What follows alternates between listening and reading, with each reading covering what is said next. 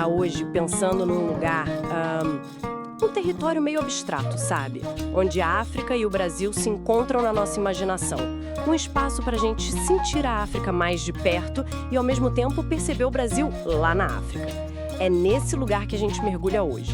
E para guiar a gente, temos um ensaio muito interessante da antropóloga Marta Heloísa Leu Bassalum.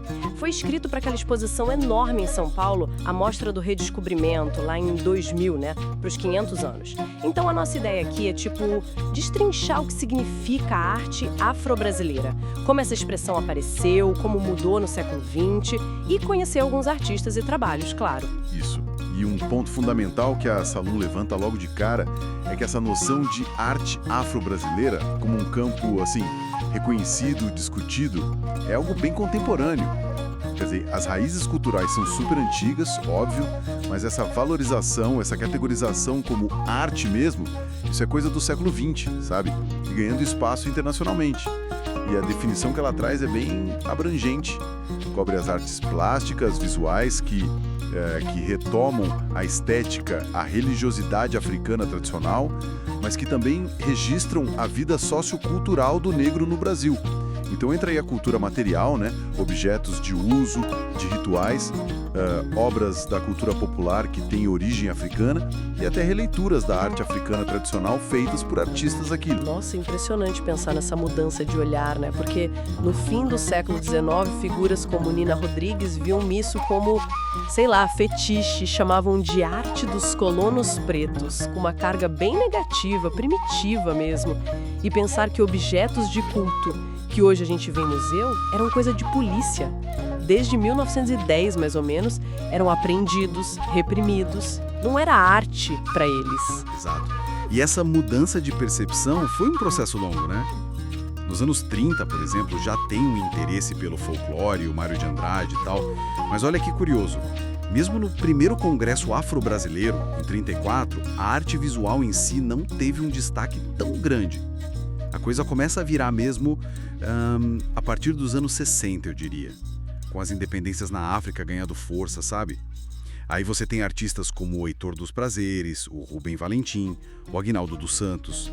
Eles vão representar o Brasil lá no primeiro Festival Mundial de Artes Negras, em Dakar, em 1966. Isso foi um divisor de águas. Ah, Dakar, sim, um momento super importante. Com certeza. Daí pra frente, anos 70, a valorização da identidade negra só cresce. E culmina, por exemplo, naquela exposição de 88, A Mão Afro-Brasileira, no MAN de São Paulo. A curadoria foi do Emanuel Araújo e era ligada ao centenário da abolição. Um marco. E aí a gente começa a ver a diversidade imensa dessa produção, Tipo o Heitor dos Prazeres que você mencionou, com aquelas pinturas cheias de vida do Rio, do samba, e aquele jeito curioso de pintar as figuras, corpo de frente, cabeça de lado. Exatamente. Vou pensar no mestre Didi. Ele não era só artista, era sacerdote de... Ele pegava os elementos rituais, ligados aos orixás, e transformava em esculturas incríveis, usando fibras, búzios. Tinha uma ligação forte do sagrado com o ecológico ali. Que interessante. E o Aguinaldo dos Santos, também na escultura, mas trabalhando a madeira de um jeito que reinterpretava a estrutura da arte ancestral africana. E tem aqueles que criaram linguagens muito particulares, O Rubem Valentim, por exemplo, ele desenvolveu o que chamou de iconologia, tipo um alfabeto visual com signos geométricos baseados nos símbolos dos orixás. Isso.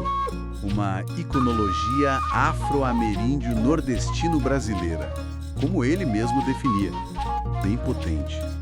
E a Niobe Xandor também, com aqueles grafismos que parecem códigos, Uma busca por dizer algo de forma muito única. E essa variedade continua, com artistas mais recentes. Sim, sim.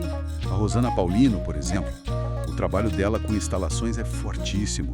Discute identidade, a condição da mulher negra, o preconceito. E faz críticas muito pertinentes a visões científicas antigas, racistas. Tem um trabalho dela com o cabelo que é impactante. Uhum. Ou o Ronaldo Rego, que trabalha muito essa mistura religiosa, o sincretismo, que é tão presente no Brasil. Ele usa de tudo, material natural, sintético e as cores ligadas aos orixás. Fica bem claro, então, que não é só uma cópia ou uma adaptação de formas africanas, né? Vai muito além. Exatamente, a visão que a Salon traz e que reflete a exposição de 88 é essa. A arte afro-brasileira não é só uma fusão formal, nem só a expressão de uma ancestralidade única parada no tempo. É uma proposta estética brasileira mesmo, com características pós-modernas, contemporâneas, pode ser figurativa, abstrata, popular, erudita. Claro, sempre tem a discussão sobre os termos, né? A arte da diáspora, o perigo de cair no exotismo, de analisar só com um olhar etnográfico antigo, ou aquela ideia ocidental de arte pela arte. O importante é tentar entender essa produção no seu próprio tempo, no seu território. Fazendo um resumo rápido, então, arte afro-brasileira é um conceito forte que se consolidou no século XX e que mostra essa conexão profunda que continua viva entre as heranças da África e a experiência daqui do Brasil. E que, enfim, conquistou seu espaço no mundo da arte. Sem dúvida. E pra gente continuar pensando, o ensaio da Salum termina com uma pulga atrás da orelha bem interessante. Ela cita artistas como o Caribe ou Mário Cravo Júnior, figuras super ligadas à cultura afro-baiana, né? Viveram aquilo intensamente, mas que, assim, nem sempre são colocados automaticamente dentro dessa caixinha de artistas afro-brasileiros. Interessante isso. Pois é. E aí fica a questão, será que essas categorias que a gente cria são tão fixas assim? O que essa fluidez, essa área meio cinzenta nas bordas da definição, diz pra gente sobre como a influência cultural realmente molda a identidade de um artista? Talvez para além dos rótulos que a gente usa, né? Fica aí pra gente refletir. Pois é, sem dúvida, Mário. Precisamos realmente refletir muito sobre isso e o faremos nas nossas aulas. Esse foi o Arte Africana Exposta, um podcast para você ouvir artigos e livros. Ouvimos de Marta Heloísa Lebo Salum, mais conhecida como Lizzie, 100 anos de arte afro-brasileira. Um texto publicado no catálogo da Mostra do Redescobrimento Arte Afro-Brasileira, publicado pela Associação Brasil 500 Anos Artes Visuais, Fundação Bienal de São Paulo, no ano 2000.